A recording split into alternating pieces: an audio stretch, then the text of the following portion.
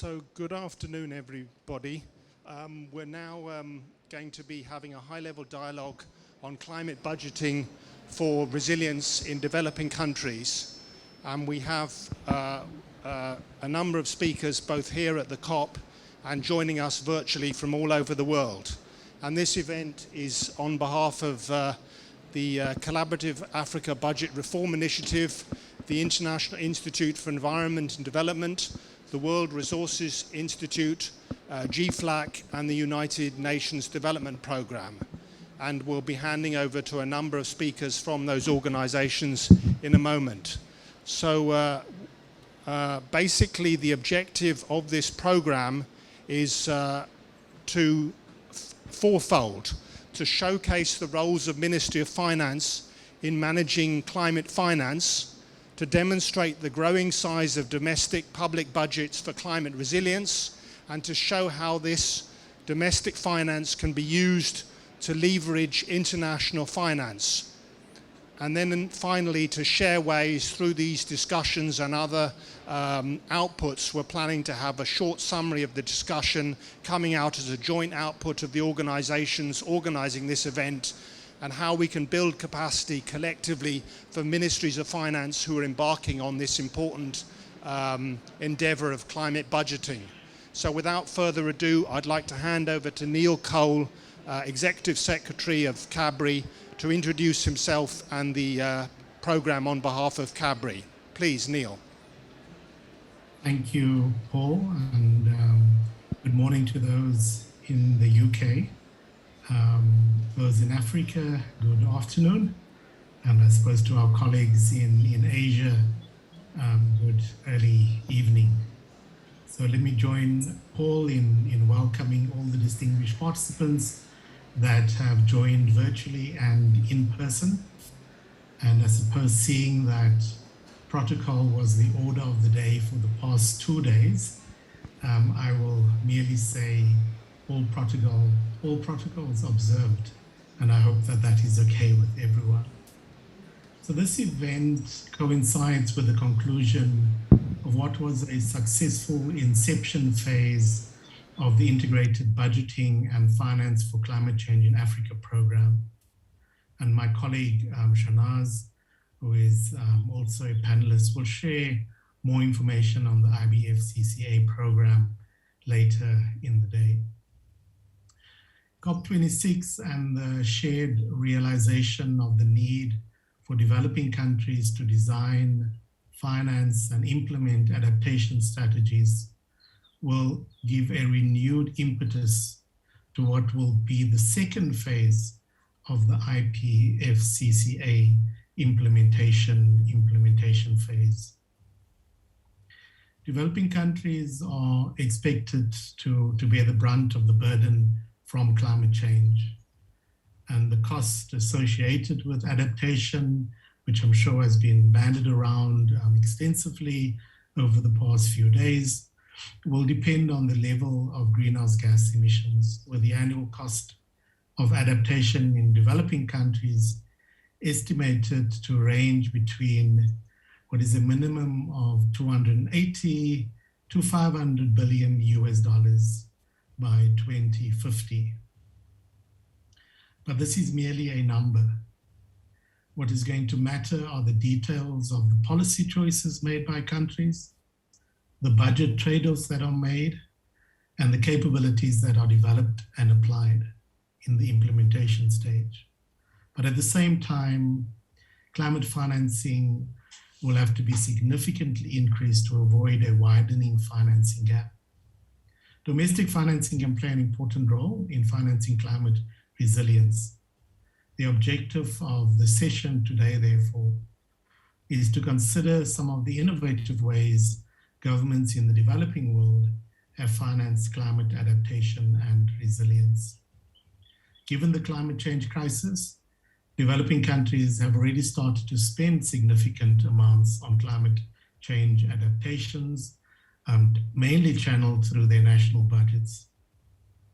During this event, we will get to hear from Mexico and Nigeria on how they have integrated climate change into their budgeting process. We will also have a participant from Cambodia that may join us from the floor.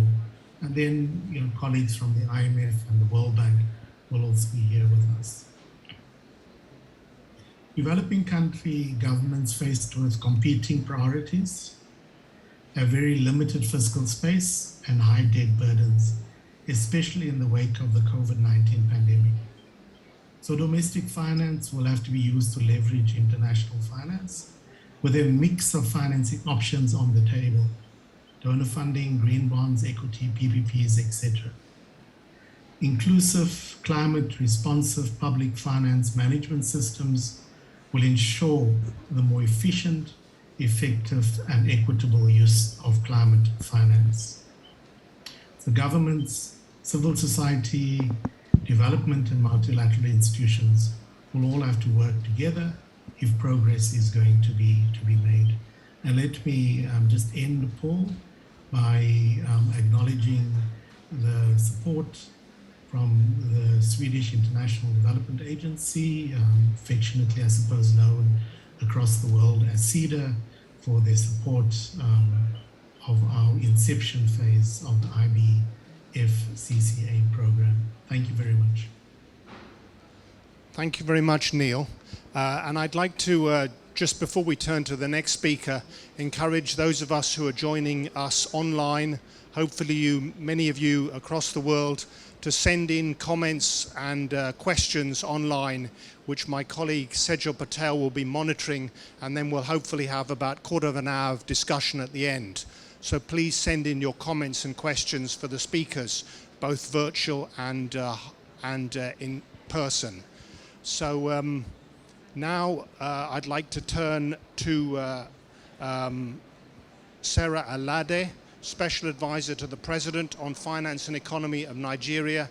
And Sarah, you have 10 minutes to talk about the experience of climate budgeting for resilience in Nigeria, please. Thank you. Thank you, Steve.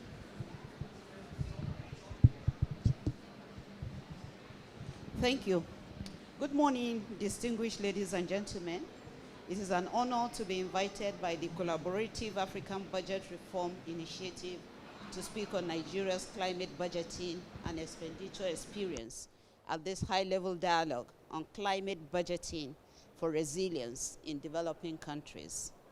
We appreciate the opportunity to share our experience integrating climate change into our budget cycle and to learn from other countries in the region, especially those who are further along in the process. Nigeria is highly committed to mainstreaming a climate budgeting process that addresses the difficulties faced by the most vulnerable in our communities and centers the needs of women and children in public expenditure management. At the global level, Nigeria is a signatory to the Coalition of Finance Ministers for Climate Action, which brings together fiscal and economic policy makers from over 50 countries in leading the global climate response and in securing a just transition towards low-carbon resilient development. As signatories to the Paris Agreement, Nigeria has also updated its nationally determined contributions, commitments, and is eligible to receive funding for climate mitigation and adaptation initiatives under the financing mechanism. At the national level, our President has approved the revised National Climate Change Policy and the National Climate Change Program for Nigeria since June 2021. The new policy document captures updates of emerging issues such as gender mainstreaming. We have also demonstrated our commitment to climate budgeting by appointing a climate finance advisor through the NDC partnership to facilitate the integration between climate change and the budget process. The advisor's work straddles the Federal Ministry of Environment and the Federal Ministry of Finance, Budget and National Planning. The advisor is assisting government in developing a climate-smart strategy by developing a pipeline of climate-smart projects eligible for financing, assisting in the development of an investment roadmap catalyzing climate finance for Nigeria, advising government on investment opportunities, and developing processes for assessing climate funding.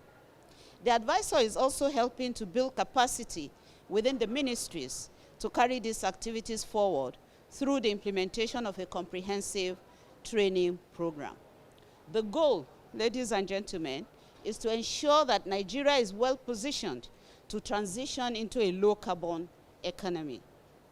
The federal government has estimated over $500 million US dollars as requirements through to 2030 by way of investment and financial flows to mitigate climate change in the NDC priority sectors. We cannot finance this expenditure solely through the federal budget. And to this end, Nigeria is implementing a sovereign green bond issuance program. The first set of the bonds were issued in 2017 for $35 million. And the second was in 2019 for $49 million. We have a third bond in the offing, and the issuance of that is planned for 2022. Subnational governments are also developing an MOU with the Nigerian Green Bond Market Development Program for issuance in 2022. In addition, we also have commercial green bonds that are being issued by our commercial banks, especially Access Bank of Nigeria is taking lead on this. Other ongoing initiatives include Nigerian State's Fiscal Transparency, Accountability, and Sustainability Program for Results. This is a World Bank-supported program that incorporates climate change budgets tagging, which enables our state governments to identify, classify, and track climate change and or green growth-related public expenditures. We are currently implementing a pilot scheme across 6 states. In addition, we are developing a coordinated financial strategy and investment plan to provide costing of resources required for climate change adaptation and identifying the sources of financing. A dedicated climate finance database is being developed with the intent to create awareness of climate finance opportunities within Nigeria by increasing access to knowledge and information for all key stakeholders in the public and private sectors. The database will provide updated information on potential sources for climate finance, as well as information on access, requirements, deadlines, and spending focal areas for these funds. Pre-screened projects which meet the specified requirements will be showcased for public-private partnership. Ladies and gentlemen, the Inclusive Budgeting and Financing for Climate Change in Africa program, which was launched by the Collaborative African Budget Reform Initiative in collaboration with the International Institute for Environment and Development, the International Budget Partnership, and the United Nations Development Program, is providing Nigeria with the strategic knowledge required to implement an inclusive climate change budgeting and financing process. With funding provided by Swedish International Development Corporation Agency, SIDA, the Nigerian government has participated in several peer learning exchanges in the first phase of the program. The first inception webinar, Integration of Climate Change into Budgeting and Finance, held on 23rd and 24th February. The second peer learning event was held in June 2021, while the third took place in September. These peer learning sessions have extremely been useful as they provide an opportunity to learn from the successes and challenges, as well as strategies implemented to overcome challenges faced by countries, which involves country-based work led by United Nations Development Program. At this juncture, I'd like to emphasize that although we recognize the central role of domestic public finance in supporting our efforts to build climate resilience, as evidenced by our strong efforts in domestic resource mobilization, it is critical that developed countries honor the 100 billion yearly pledge to assist developing countries in adaptation and mitigation. In the latest technical analysis produced by the OECD, climate finance provided and mobilized by developed countries reached 79.6 billion in 2019, up by only 2% from 2018. This falls short of the pledge target, and every effort must be made by developed countries to remain faithful to the principles of the Paris Agreement, which in Article 2 centers on equity, common but differentiated responsibilities, and respective capabilities in its implementation. Article 9 of the agreement also indicates that developed country parties should take the lead in mobilizing climate finance significantly from public funds. If we all are truly committed to the Paris Agreement, developed countries must fulfill the 100 billion US dollars yearly pledge and ensure a significant proportion of these funds are allocated to adaptation rather than mitigation, as has been the trend. In addition, I must mention that the type of financing matters. Private finance comes at a much higher cost relative to concessional funds and grant financing from international financial institutions.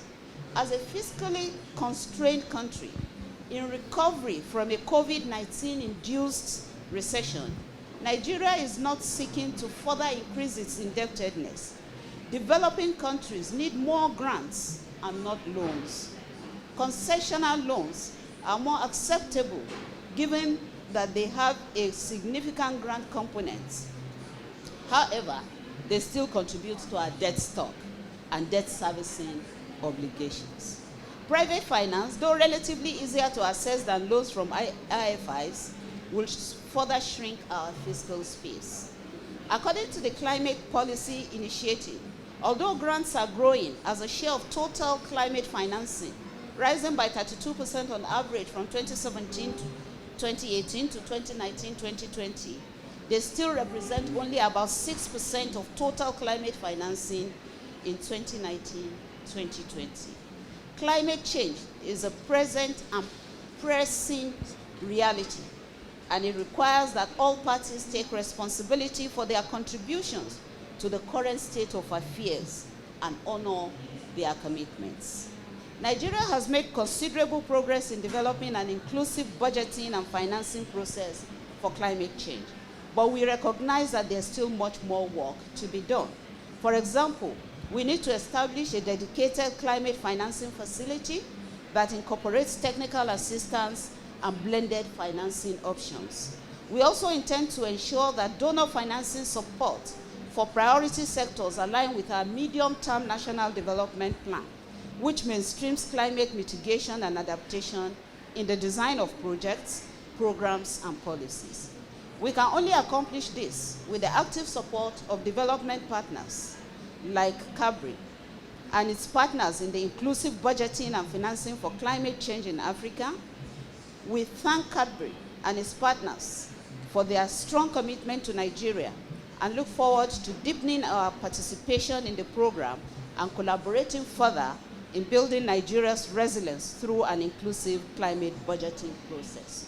Once more, ladies and gentlemen, I thank you for the opportunity to participate in this high-level dialogue and look forward to learning more from other countries' experiences. Thank you very much, Dr. Sarah Alade.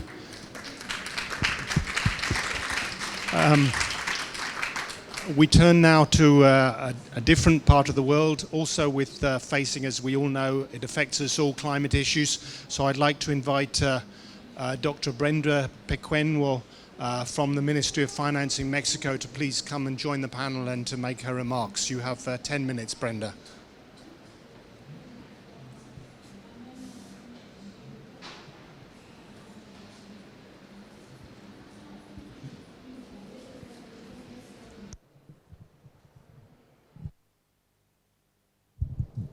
Hello, thank you so much.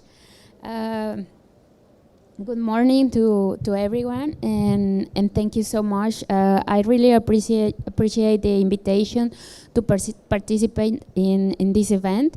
It is an honor for me to be here and to talk to you about what we are doing in Mexico regarding the climate budgeting.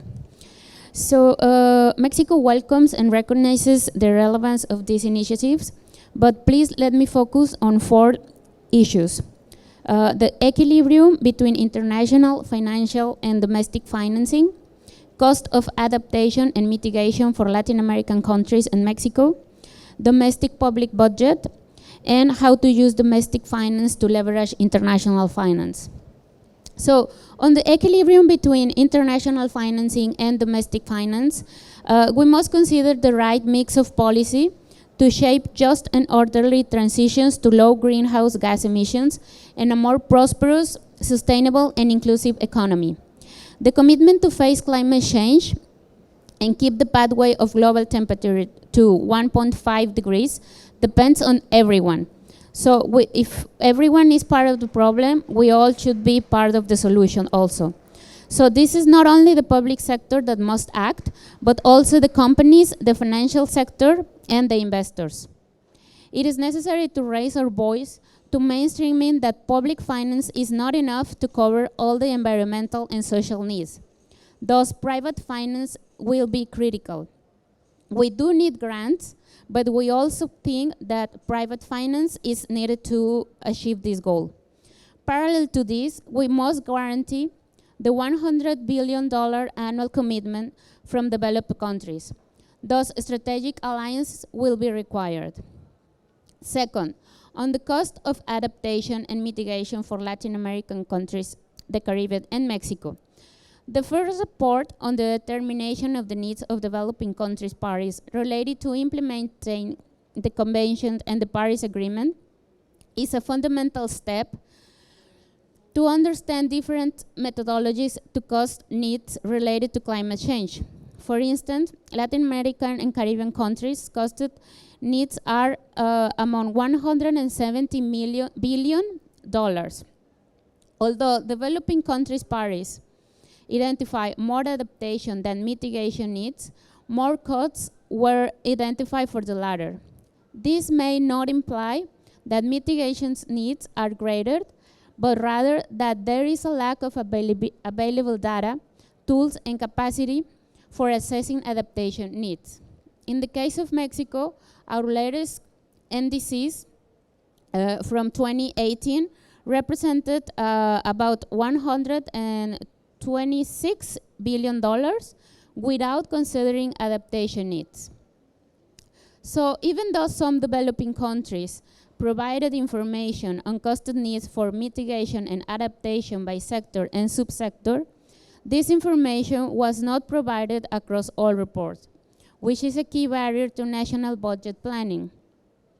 Not only low-income countries are important, but also the middle-income countries, especially those with a high rate of population growth and multidimensional poverty issues, represent profiles with a greater vulnerability to climate change. Actually, the World Bank just launched a report last year, and it states that approximately 80% of the new poor derived from the COVID crisis will be poor people that are coming from the middle-income countries. So this is why it's very important to also consider middle-income countries. We strongly believe that adaptation finance should be prioritized in contexts where urgent adaptation to climate change is required, such as mega-diverse countries. Mitigation is an important issue. We recognize that developing countries have a higher marginal emission than developed ones per year. However, adaptation commitment and component at the core of the NDCs of some countries should be seen as a statement that climate finance mechanisms should not focus only on mitigation, since developed and developing countries face different contexts and vulnerabilities. Solutions based on nature are a good practice for those countries that are also mega-diverse countries. where it's mandatory to explore how to mobilize capital for conservation. On the third issue, on domestic public budget, for Mexico, green budgeting is a core element for the sustainable finance agenda. Mexico started its process to implement green budgeting since 2012, being one of the first countries to incorporate the concept of transversal budgets, officially and legally, in the exercise of the public budget. As part of those transversal budgets, we have a budget annex where budgetary programs, its components, and the responsible units concur. The resources are allocated to projects, actions, and service related to the development of public resources for adaptation and mitigation of the effects of climate change. The last budget annex related to public resources for adaptation and mitigation of the effects of climate change, that is the budget for this year, exposed an amount of $2.7 billion. Another important achievement was the establishment of a formal link between the current national planning process and the SDGs from the Agenda 2030. This was established in the 2018 federal budget, and since then has provided Mexico with the necessary inputs for implementing long-term strategic planning towards the 2030 agenda, as well as for monitoring and reporting its results and impacts. Nowadays, we are improving the methodology for identifying public resources for the adaptation and mitigation of the effects of climate change. This consists in linking the budgetary programs to the national determined contributions. In the midterm, we aim to gradually integrate all commitments into the budget process: tax policy, sustainable public investment, financial regulation, and public debt. So in the last issue, how to use domestic finance to leverage international finance. So in this context, Mexico elaborated a framework that noticeably promotes sustainable financial instruments and exposes that their investment is aligned to tangible results. It guides in a transparent and clear manner how we are achieving these goals and gives certainty to the investors that this commitment is following best international standards. In summary, we are trying to bring together our investors with our sustainable agenda, something that only the federal budget cannot do. Looking back to our inaugural transaction in September 2020, we can clearly appreciate the importance of being at the forefront of this type of issues. Besides the global recognition, it is a fulfilling experience to witness the ever-increasing interest of investors in ESG instruments. At the time of Mexico's inaugural SDG sovereign bond issuance, we were at an inflection point where investors decided to move beyond regular financial instruments to fully commit on instruments designed to achieve results in terms of health, education, environmental, and other public policies outcomes which tackle specific sustainable issues around the world. So in this sense, on September 14, 2020, Mexico issued the world's first SDG-aligned sovereign bond, amounting to 750 million euro in a 7-year bond. After a successful European roadshow targeting mainly ESG investors, Mexico was finally able to inaugurate its long-awaited sustainable financing program, whilst achieving the second lowest coupon in the euro market in Mexico history. Furthermore, on July 6, 2021, Mexico consolidated the construction of its sustainable yield curve in foreign currency with the issuance of its second SDG-aligned sovereign bond, amounting to 1,250 million euro in a 15-year bond. Both transactions expanded Mexico investors' base and confirmed Mexico's leading role as a Latin American and emerging market sovereign issuer, instituting the country at the forefront of the development of sustainable financing instruments. In briefing, in understanding the impact of regional differences in the cost of capital highlights the urgency of policymakers to overcome the climate investment trap as part of their core sustainable finance objectives. So among the many lessons learned from the SDG issuances, the most important would be the validation that ESG financing is here to stay, and that our country helped to set this trend in motion by issuing the world's first sovereign bond aligned to the SDGs. So we look forward to continue sharing experiences with members of the COP and to develop policies to mainstream in sustainable and climate finance. Thank you very much. Thank you very much, Brenda. Fascinating insight into your huge sustainable SDG bond and how it links with the budget process. Okay, now I'm very pleased that despite the short notice, Mr. Cherv Somitai from the Ministry of Economics and Finance in Cambodia, please come up and say a few words on behalf of the government of Cambodia. Please. And you.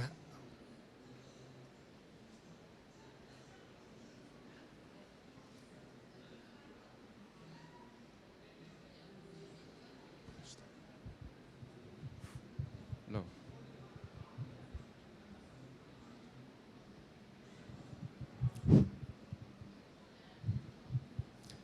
Good morning everyone here. Yes, I'm pleased to be here to say something about the climate budgeting in Cambodia. And I'm also, before the start, let me apologize for being unprepared. Yes, I'm pleased with the invitation, even it was a very short notice that yeah, I was on the way.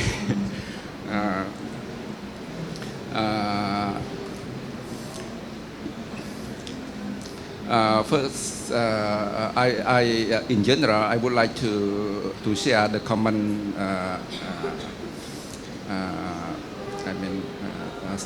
common statement that Cambodia welcome, the initiative regarding to the climate mitigation or climate change prevention, and all those policy have been set in our several policy documents, namely in rectangular strategies, national development plan, and also set in our IDP, Industrial Development Plan as well. But to implement those policies, it's required budget support. But of course, the source of budgeting, it comes from various sources. It includes, foreign financing and domestic financing, and domestic financing from various, entity. The government and the private, and also our partner. Also, we welcome, the contribution from, international, international partner. And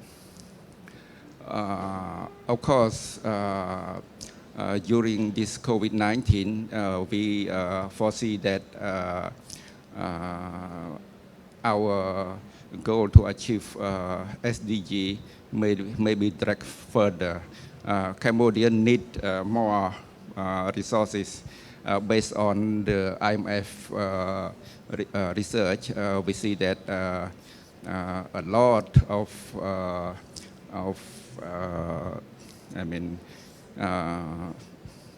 resources are needed For example, 8 billion maybe to to achieve our goal by 2030. And how we prepare our budget to support this climate initiative in our reform program. We concern more about how we allocate budget efficiently and effectively, and we moving from item budgeting to the program budgeting. Now we are under the stage 3 of the reform. It means the linking budget to the policy, how we link our budget to the policy. So in this sense, we are pushing on the program budgeting. We have a circular every year to prepare a budget. We send to each ministry to prepare their plan, and that how to say makes priority to each objective, set in the policy, in the our national plan, national development plan. So in this way, moving forward, we hope we can link our budget to the policy. It includes the policy supporting, the climate,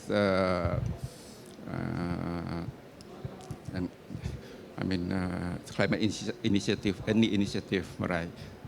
Climate prevention, climate change prevention and adaptation also.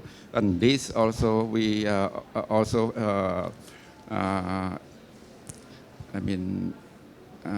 address in the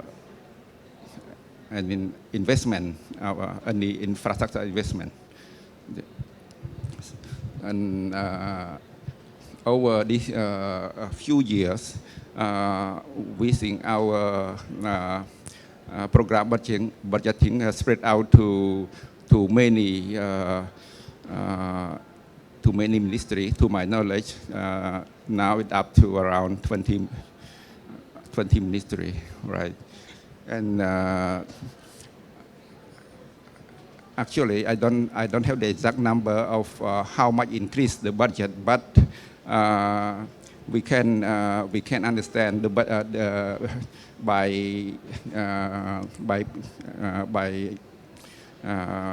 sector and program budgeting have done in each ministry. We assure that the budget for climate initiative have been increased based on the World Bank data. I just want to address some point by our partner have done. Here, climate public expenditure review have been conducted every year since 2012, and they show an increased trend in the climate financing by the government and by development partner as well. And it increased to around 2% of GDP in 2020. Cambodia is now looking into the feasibility of introducing SDG targeting in the budget system, right? This also includes the SDG 13 on the climate change. Since 2017, the budget, yes, I told you, the budget circular by the Ministry of Economy and Finance. We instruct through all ministry, set the guidance for them to incorporate climate change priority, or particularly climate adaptation measure for infrastructure and agriculture sector as well. And yes, some ministries have been conducted cost benefit analysis in this context. Also, Ministry of Economy and Finance has conducted on the 2 years ago, from 2018, 2019, some modeling on that climate change, and show with an expected around 10% impact on GDP by 2050. This assume something like 2-degree increase scenario, right? Thank you very much for your attention. Thank you.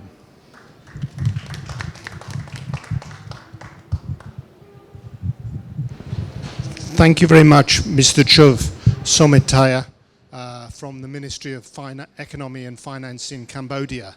And we realize that while you're busy doing many reforms to shift from to program-based budgeting, you're not forgetting to also incorporate climate change. So we appreciate that aspect of your reforms.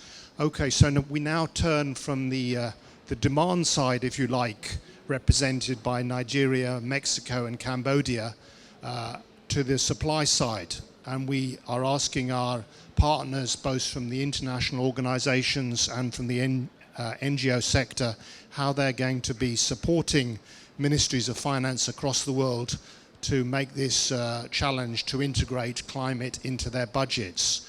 So we first of all go to Mano Fayoud, Assistant Director, Fiscal Affairs Department of the International Monetary Fund, who's coming to us from Washington, D.C., who will tell us about how the IMF is supporting countries to integrate climate into their public financial management systems. And Manal, if I can please give you 5 minutes, if you don't mind, and so we have time for Q&A at the end. Thank you. Thank you. Thank you, Paul, and good morning, good afternoon to everyone.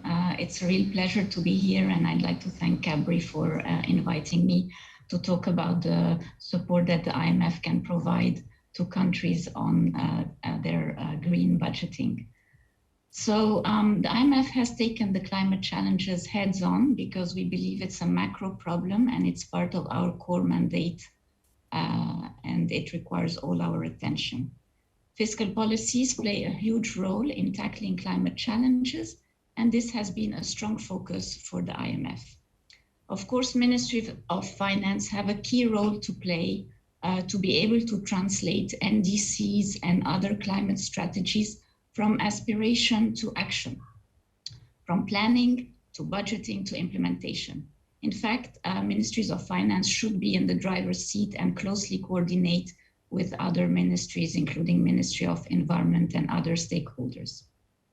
So we have the fiscal policies, but robust and climate-sensitive fiscal institutions are exceedingly important as enablers for governments to make and implement the right fiscal policy decisions. And this applies to all governments regardless of their capacity level. In fact, many emerging and developing countries, and we've just heard from Mexico, Cambodia, and Nigeria, but also other countries like Bangladesh, Indonesia, have been trailblazers in the adoption of climate-sensitive PFM and public investment management practices. But at the start of a greening process, governments often have the same questions. How to make sure that every scarce dollar spent is spent on the right policies and projects. And we've heard from previous speakers about the challenges with fiscal space and access to climate financing.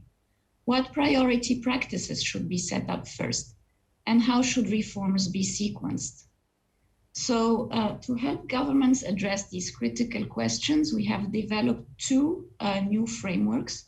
which look into how PFM and infrastructure governance can support the achievement of climate objectives. So first, I'd like to talk briefly about the Green Pfm Framework. We call it Green Pfm to sort of distinguish it from green budgeting because it goes a little bit beyond budgeting. So our framework provides a roadmap for the integration of a climate-friendly perspective into the PFM cycle to support climate-sensitive policies. We released this holistic Green Pfm in a staff climate note last August. The framework identifies key entry points for climate priorities within the budget cycle, from climate impact assessments and climate budget circulars to climate budget tagging or climate ex-post audits. It also looks at important practices across and beyond the budget cycle, such as fiscal transparency and coordination between SOEs and subnational governments. We've also closely sort of worked with our other partner institutions to ensure that this framework also takes into account other frameworks that are developed, let's say, by the UNDP, for instance, on medium-term fiscal frameworks. The second of the frameworks that we are currently developing is the climate change module of the Public Investment Management Assessment, the PIMA. So many of you will be familiar with the PIMA, which helps assess the strengths and weaknesses of infrastructure governance and identify reform priorities to address weaknesses. So PIMAs have been conducted in about 70 countries, and now we are developing a new module, which is being piloted in about a dozen of countries, and it focuses on 5 key public investment management practices that are most critical to addressing climate change. The first is climate-aware planning, so the link with NDCs and other strategic issues. The second is coordination across government, so a whole-of-government approach. The third is climate-sensitive project appraisal and selection. The fourth is the budget management. And the fifth is fiscal risk management. So these are the 5 sort of institutions that the new climate PIMA module is focusing on. Not surprisingly, the pilots we've conducted showed that governments have relatively strong planning institutions, but they still have a way to go in terms of project selection and appraisal, which is a key phase in choosing the right projects, as well as fiscal risk management. So the climate PIMA is expected to be launched at the end of December. So moving from these frameworks, what do we offer concretely? We have 2 types mainly of capacity development activities in these areas. The first is peer-to-peer learning seminars and training workshops that we often organize in collaboration with our regional training technical assistance centers in the field. Some of the countries here may have participated. We've hosted some of them as well with UNDP. We've done a few in Asia and then in the Caribbean, and there are more to come. The second type of capacity development is bilateral technical assistance, such as the climate PIMA mission or a PFM mission. So this provides tailored assistance and comes with a prioritized and sequenced action plan that is tailored to the need and the capacity of the country, and where also other development partners can use and pitch in to continue with following up with their own technical assistance. We think that strong PFM is the main enabler for climate sensitive PFM. So developing climate institution shouldn't be seen in isolation of the many other PFM reforms that countries are doing. It's really a holistic approach.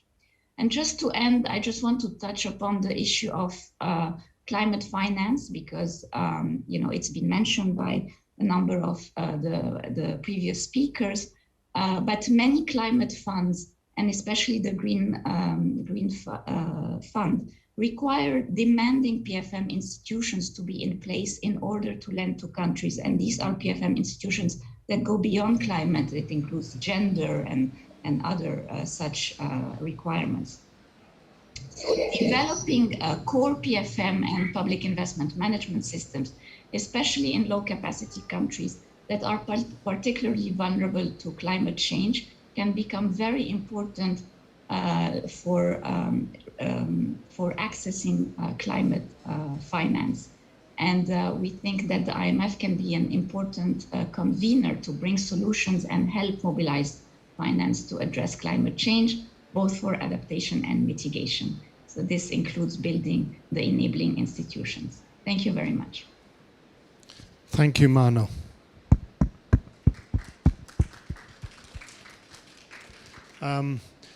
So we now turn from the IMF to the other big international financial institution, the World Bank. So we're very pleased to have with us Dr. Stefan Halligat, Senior Climate Change Advisor from the World Bank, who will support, I think it's been mentioned already by our colleague Sarah from Nigeria, the work of the Coalition of Finance Ministers on Climate Action.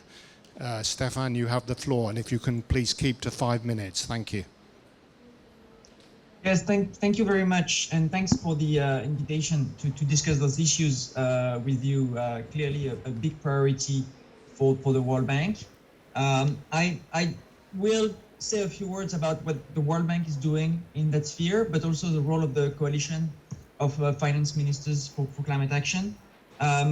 This coalition has 65 members. Last time I checked the number of members. And the World Bank and the IMF are hosting the secretariat, but it's a coalition of finance ministers. So this is ministries of finance working together, sharing information, sharing experience, and trying to build best practices in that field. We host the secretariat, but this is really driven by the countries themselves and the ministries of finance themselves. The coalition, very briefly, has those 6 Helsinki Principles, which organize the work. The first one is to align policies and practices with the Paris Agreement. The second one is to share experience across countries and ministries. The third one is around carbon pricing. The fourth one is very topical now because it's the mainstreaming of climate into economic policies, budgeting, procurement, and so on. And the last 2 ones also like echoing what was said by the countries, mobilizing private finance and engaging in the preparation of NDCs. So as you can see, all of those principles are very relevant for all the discussion we have today. I wanted also, building on the World Bank experience, to stress the fact that one first big pillar is the aligning the tax system and expenditures with climate change. And here we have a lot of work through the coalition and working directly with countries around budget tagging or climate-informed public expenditure reviews. And that's really useful to track progress. It's very useful to identify contradictions when some expenditures are going in one direction and some expenditures in another, so that we can make the system more efficient. But those systems, tagging and expenditure reviews, are really useful when first there is a climate plan that is solid, so that you can base your tagging or your review on a strategy to cope with climate change impacts or to decarbonize the economy. And also when it's used for more than tracking, but also for decisions. And here I come back to the points that Manal was just making. You need the strong institutions to manage your budget to start from. If you don't have that, those tools are useful, but not to their full potential. The second point I wanted to make is the fact that budget tagging, expenditure reviews tend to focus on what is climate specific, but there is a big challenge with everything else. If take a very simple example, you will tag investments in flood management, but how do you check that you're not building new neighborhoods and new infrastructure in floodplains? So the action on budgeting and planning must go way beyond what is considered pure climate action to look at all of the investments. and the importance of public investment management and project management is of course really important. And here we're helping with screening. So we've been working with Ethiopia, for instance, to make sure all of the investments in the countries are going through a screening to check that investments are designed for climate change. But we're trying to go beyond that, and we have been promoting this resilience rating system, which basically tells you in each of the sectors what are the steps that are required to make sure the investments we're making are prepared for future climate impacts. So this work has been summarized in a report. I put the link in the chat in a minute if people are interested. And just to conclude on this aspect of risk management, one part which is really important is the contingent liabilities and how we take into account risks in the budgeting process. We've been working a lot on helping countries identify explicit liabilities, so how much they might have to spend next year because roads have been damaged by a hurricane, but also the more like implicit liabilities and the impact on tax revenues, so that countries have a sense of what is the financial gap that they might meet if there is a big shock, and what are the tools that they can use to manage this potential gap. And it can be a fund, it can be contingent credit lines, it can be using insurance. But if you don't start by assessing your contingent liabilities, it's very difficult to build the set of instruments and systems to manage it. And we talked a lot about PFM, this idea of the post-disaster PFM, like you need to plan for how you manage your PFM in the context of a crisis, because your normal processes might not be the right one because there is an urgency, but at the same time, you don't want to throw all of your processes through the window. So only if you plan in advance and decide how your PFM processes will be adjusted in the case of a disaster, can you do that in the best possible way. I don't want to be longer. There is a lot more to say on the topic, but happy to take any question in the Q&A. Thank you very much. Thank you very much, Stefan.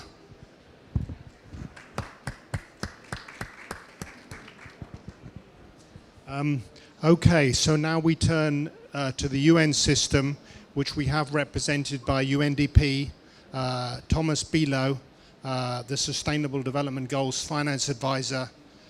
Tom and I were old friends back for about 10 years ago, and we helped, along with others, to start this whole climate budgeting work.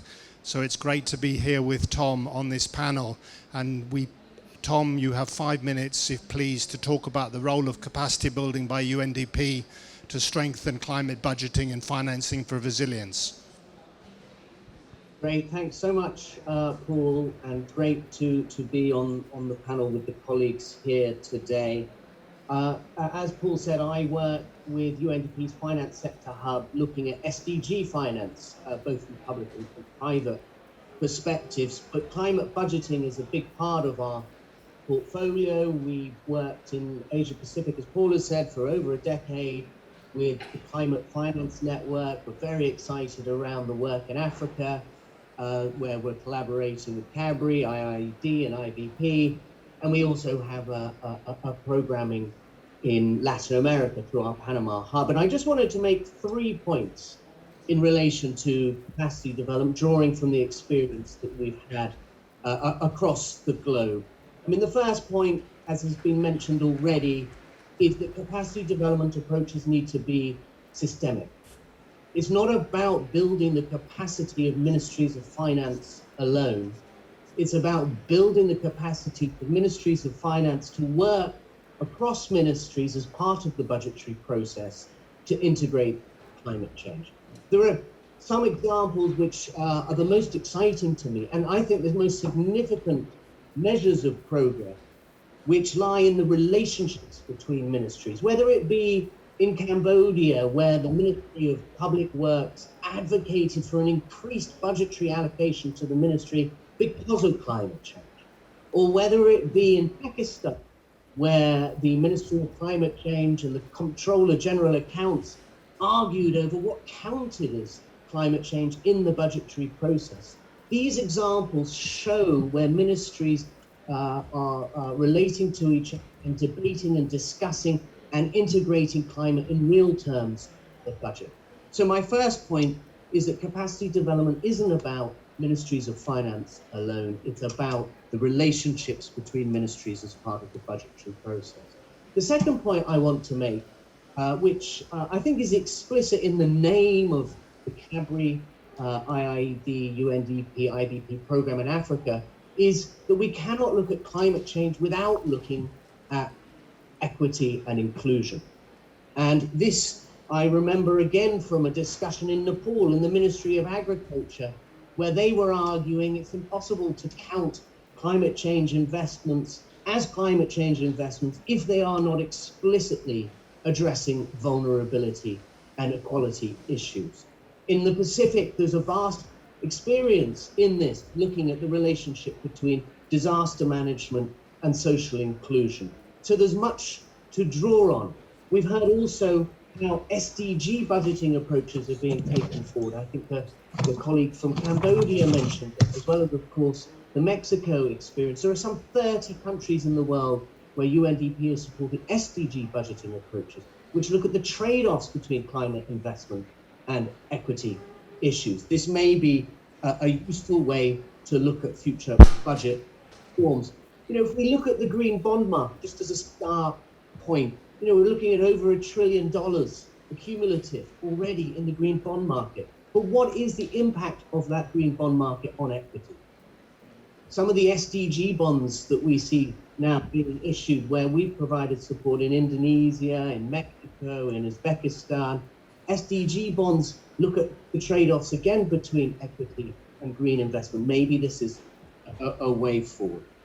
The final point I want to make is around collaboration. And it's great to be on the panel with IMF and World Bank.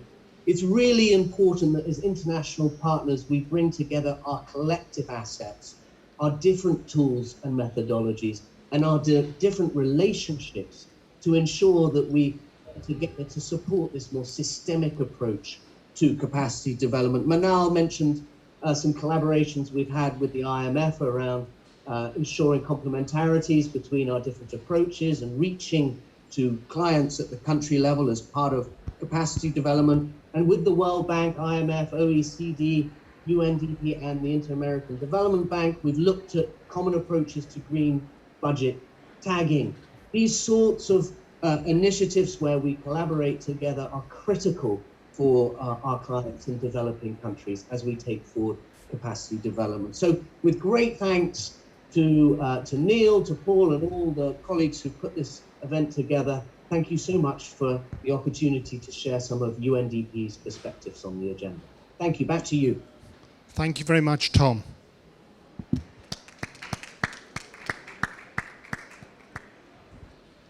Okay, now we turn to three final speakers, and then hopefully we will have at least a little time for questions and comments. So I would invite people both in the room and joining us online to send in your comments or questions to the chat on the Gigabox site.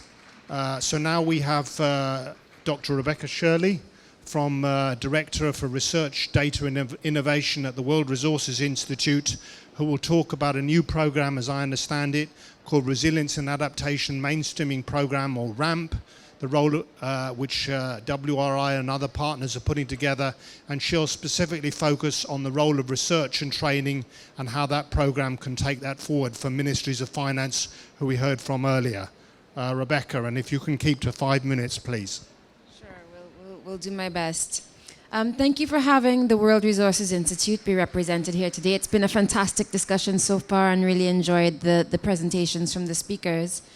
I myself am Rebecca, as Paul mentioned. I'm the Director for Research at WRI Africa. I live and work in Nairobi, Kenya, but I'm from Jamaica, Kingston, Jamaica. So my work really focuses on thinking about power systems analytics and how we can actually integrate clean energy technologies into our grids for energy resilience in Africa and the Caribbean, some of the most climate vulnerable regions in the world.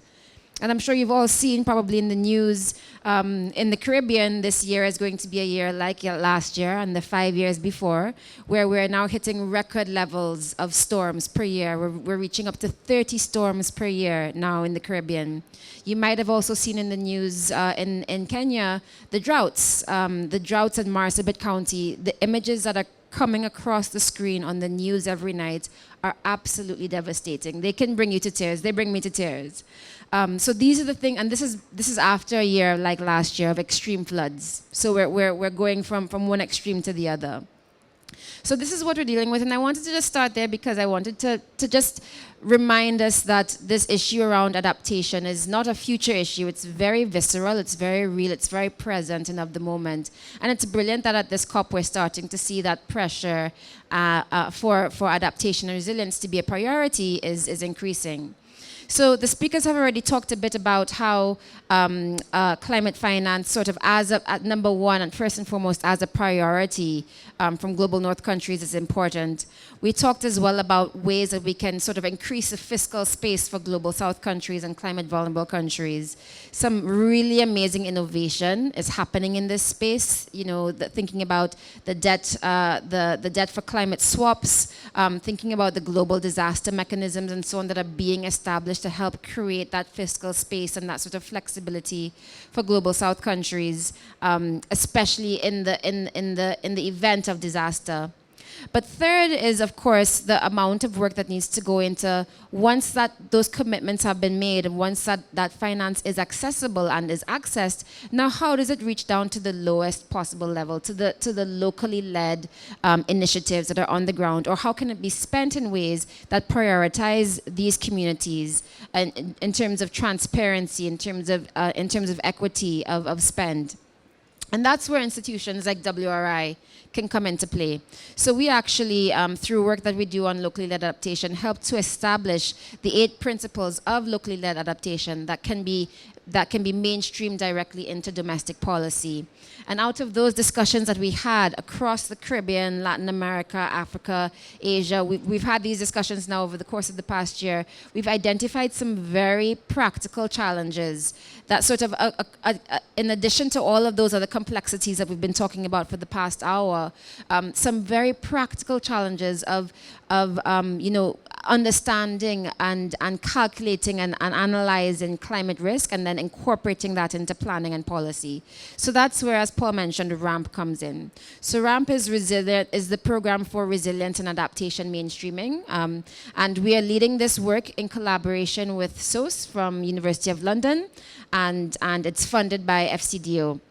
And this is a project, a 3-year project, basically to increase exactly what I was just talking about, capacity for understanding, for analyzing, and for incorporating climate risk into local domestic fiscal policy.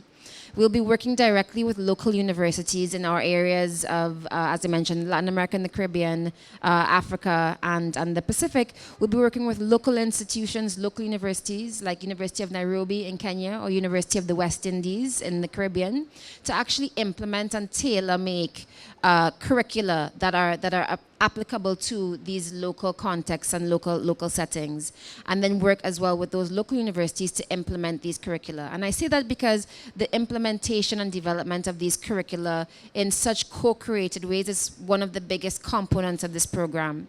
So as I mentioned, a 3-year program, we feel that by the end of this phase, we'll have local ministries of finance, local agencies that are better able to deal with the financial implications of climate risk and incorporate that into local policy. And we hope that this becomes a growing movement such that ministries and both central and subnational level ministries really across the global south have the capacity that they need to think about climate risk in a real economic, social, cultural sense and do what needs to be done to implement policy to support communities on the ground. So Paul, I hope that was 5 minutes just to say a little bit about RAMP and where we feel institutions like WRI can step in. Thank you very much, Rebecca. Okay, now we're getting to the final straight, but hopefully we have managed to reserve a tiny bit of time for questions at the end. But I now want to turn to Dr. Shanaz Burman, who has been behind the scenes putting together this whole program. So frankly, it's thanks to her that we're all here today. So I'd want to acknowledge her inputs. But when her real job is that she's a senior public financial management specialist at the Collaborative Africa Budget Reform Initiative. So she's really substantive on these issues and has been working on the program for inclusive budgeting and climate resilience in Africa that Neil outlined at the beginning. So I want to just give Shanaz 5 minutes to talk about the key lessons from the IBFCCA program, and in particular the importance of South-South learning and exchange. So Shanaz, over to you. 5 minutes, please. Great, thank you so much, Paul. And good afternoon, everyone. I'm very pleased to be part of the discussion today and to share some insights from the Inclusive Budgeting and Financing for Climate Change in Africa program.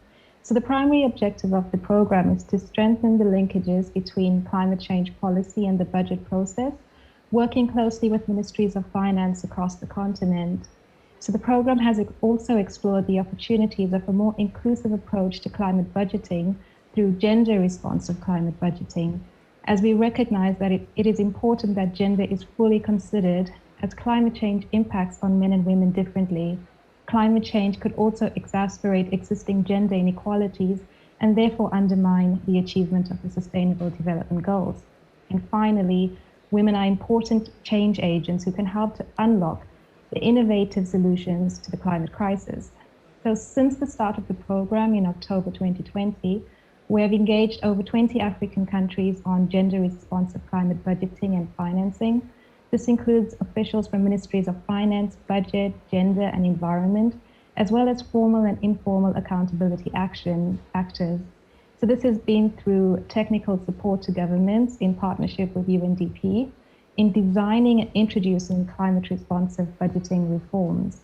In partnership with IBP and IIED, we have worked closely with civil society organizations to strengthen climate finance accountability and transparency. And during our policy dialogues, which has been mentioned by Dr. Aladi from Nigeria, we have provided a platform for African governments, civil society organizations, and development institutions to share their experience in this area. Key entry points for climate responsive budgeting and gender responsive climate budgeting were identified and span the entire budget cycle, including strategic planning, budget formulation and approval, budget execution, accounting and monitoring, audit and evaluation, and policy review. So at the start of 2020, we did conduct a review on the status of climate responsive budgeting in Africa. We found that the pace and direction of reforms to integrate climate change into PFM systems in Africa varies substantially. The most widely pursued entry point is climate change planning. At the start of the year, 40 African governments had produced a national climate change strategy or plan, while another 5 had them in development plans. 53 had submitted their NDCs or intended NDCs. Of the 29 countries for which we have recent budget circular data on the CABRI Budget Inquirer, 7 make explicit reference to climate change, and a further 3 reference the environment or green growth. Routine climate budget tagging systems are in place in 4 African countries. A further 2 are currently under design.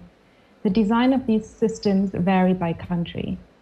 On the revenue side, South Africa is the only African country with a carbon tax currently under implementation, while Nigeria and Seychelles have issued green and blue bonds respectively. I think it's important to note that gender-responsive climate budgeting is still relatively new, and as yet it has only been integrated into the planning phase of the budget cycle. So just to now share a few key learnings from the program. Firstly, and this has already been touched on by Dr. Foud from the IMF and the other speakers, successfully adapting to climate change will require functional PFM systems for the efficient, effective, and equitable distribution of scarce resources. Successful approaches to climate budgeting have responded to domestic contexts and have been introduced in an iterative and gradual manner. At the same time, introducing climate-related PFM reforms has been challenging due to the difficulty in navigating the work, which is still a relatively new field without clear guidelines. And this makes the need for capacity building and peer learning on the continent even more important. Finally, the climate accountability ecosystem can be strengthened through better engagement and enhanced capacity amongst governments and the key formal and informal accountability actors who should be viewed as allies. So I'll leave it at that. Thank you so much, and back to you, Paul. Thank you very much, Shanaz. And finally, our last speaker, before we do have some exchange between the different speakers and the audience online and in the room, is Diana Cardenas, who's the International Agenda Coordinator from GFLAC, and she's going to tell us about the work they're doing with civil society in Latin America and Caribbean on strengthening climate finance and accountability and transparency, picking up the point we just heard from Shanaz. But maybe, Diana, you could just tell us a bit about GFLAC, and you have 5 minutes, please. Thank you. Thank you very much, Paul. It's a pleasure to be here on behalf of the Climate Finance Group for Latin America and the Caribbean. I wanted to share a bit of the work we have been doing over the last almost 10 years. I joined the GFLAC just recently this year, but I've been engaged in some really wonderful projects they're carrying out, and we have some really interesting perspectives on what we want to do ahead.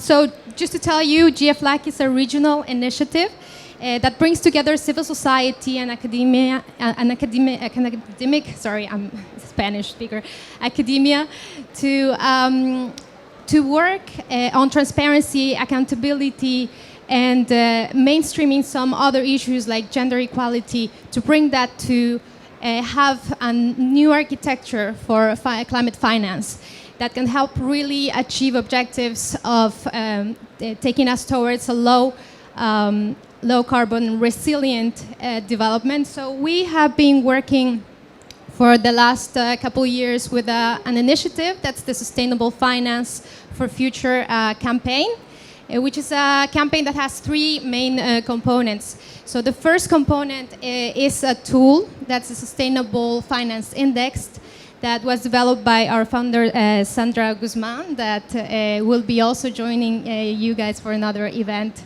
very soon next week. And so this index was conceived as a tool that could allow us to see what's going on with the budgets, with public budgets in different countries in the region. And it was applied to 21 countries in Latin America, accompanied by a campaign, communications campaign to engage several actors from especially public sector to try to put forward the results of this analysis of budget. So basically focus on carbon intensive revenues versus expenditures, so the budgets, how they have been used, and some of the variables of the index allowed to see also and consider, have been tracking finance for also resilience, so basically for risk management. And we have discovered some interesting things of how governments have been using their budgets towards resilience and adaptation, and we have several examples of this work, and also have been working with some governments on the monitoring MRV systems to try to figure out how we can track all of the flows that are going to different actions in the region. We have worked with the Colombian government on this, and with WRI on the development of the MRV system in Colombia, and they're doing some interesting work also that they have shared with us recently. Another component is the youth program, which is a very important program for us. So as GFLAC, we are a network, and we would like to be just a small core and decentralized, to try to empower youth to really take action at the national level, to mainstream all these issues. So one of our goals is to try to empower also and generate more capacity for the 14 sustainable finance hubs that have been built recently created through the program we launched as part of the Sustainable Finance for Future campaign. In this program, we had around 3,000 applications, about 500 participants, and a little over 200 finished this program, are right now working on it, and they're really ready to go in several countries in the region. They're starting to put themselves into action. We are planning also on continuing with the dialogues, which is the third component of our campaign. The dialogues that we have been organizing last year was the first Climate and Sustainable Finance Week for Latin America and the Caribbean, which we organized, and we organized one this year too, that was not too long ago. And we want to continue with this work as well, to engage several actors to mainstream and to try to show all the work that is been done by several stakeholders across the region, but also to move forward to work with other actors of the global South. So South-South cooperation is key. We have been working on that already. We look ahead and imagine a community of practice on climate finance from the South, and we have been working with a couple of organizations, one from Africa is Arabia Transitions, and we have been also working with the Financial Future Center of the Philippines to try to draft a strategy of landing zones on climate finance towards this COP, but also ahead, looking into the future on how we can really find those points where we have a common agreement on how we want to move ahead and what are our positions on this. If we have common positions, if we can somehow manage to bring a voice that's from the South all together on key aspects of climate finance. We have built for this a manifest that we have been sharing everywhere before COP. We will be sharing messages today as well. This is a manifest with key 9 points on climate finance. So I invite you to follow us on social media and to learn more about our work, and looking forward to having this discussion. Thank you very much. Thank you very much, Dana. So I think you would all conclude we've had an extremely wide-ranging range of speakers, all the way from the center of power, the president's office in Nigeria, right down to the youth movements in Colombia. So we've really seen the whole gamut of the climate finance and budgeting ecosystem. So we have managed to carve out 6 minutes for a quick Q&A, and I'd like to give the floor, and I'd like to ask them to limit themselves literally to 1 minute each to the demand side, back to the demand side. So I think if people don't mind dropping their doctorates for a while, and we'll all be on first name terms. So I'd like to ask Sarah and Shov to say, you've got an impressive range of partners here. We've got the IMF, the World Bank, UNDP, WRI, CABRI, GFLAC. What do you want from these institutions to help you engage in climate finance in your budget process? So Sarah, 1 minute to you, please. Sorry, Mike, yeah. Thank you very much, Steve. I had already mentioned that we do need, capacity building. One of the other issues is the ability to be able to identify some of the projects that we need. But the emphasis for us has been from the World Bank, the IMF, of grants to be able to, to undertake some of these climate projects. We are physically constrained. Again, because we had a COVID recession, we've spent a lot of money on that. So we would appreciate a lot of that help, rather than, yes, the debt will be important, but we do want grants, and then the training and the ability to even be able to do the expenditure review on climate. A whole lot of things in terms of human capacity development. Thank you. Thank you, Sarah. So Chuv, over to you, 1 minute. What do you want from this impressive range of institutions to help you integrate climate into your budget process?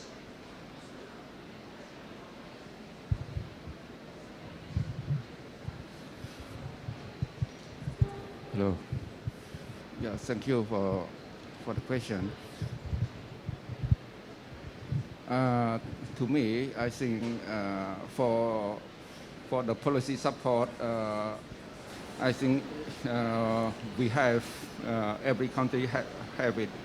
I mean, the challenge is that we have to build the capacity of each relevant agency and ministry, especially the ministry to prepare very good plan. I mean, capacity of planning and to come up with very good projects for the climate adaptation or climate change prevention.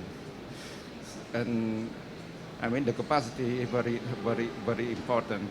And on the other side, when we have a good project or, I mean, a good plan, but the other side also we need budget to support for the operation of those good projects. In this case,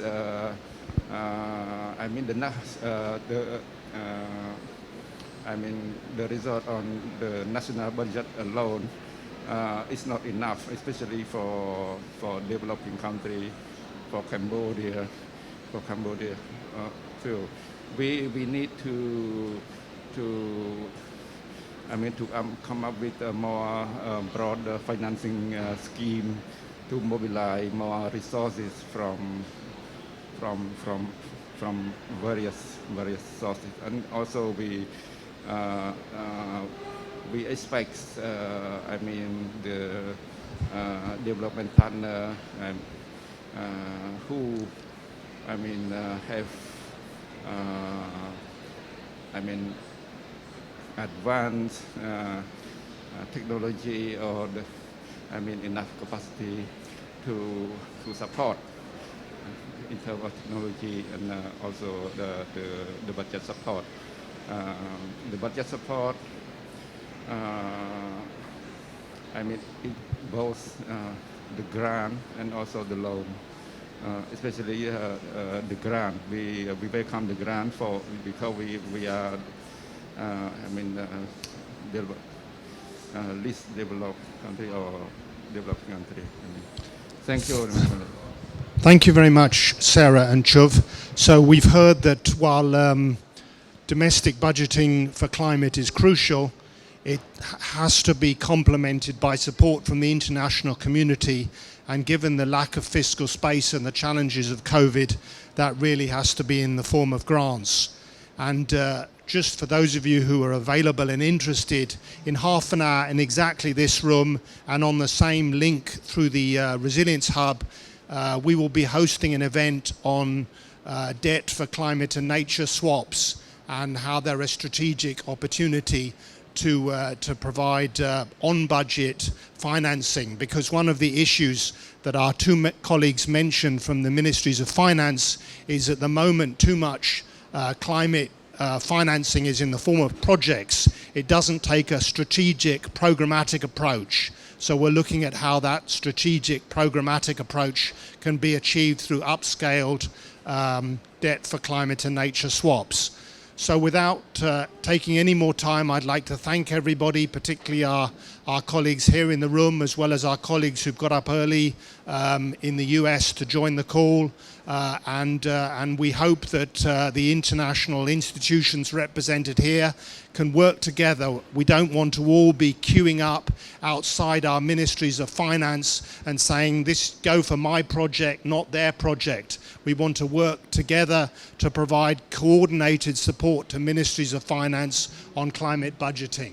So thank you very much, everybody, and have a good conference.